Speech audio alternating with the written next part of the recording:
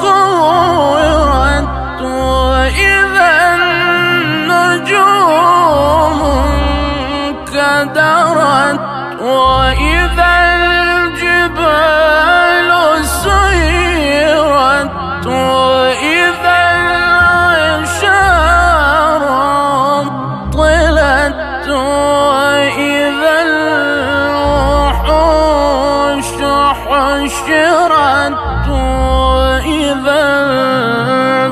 البحار سجرت وإذا النفوس زوجت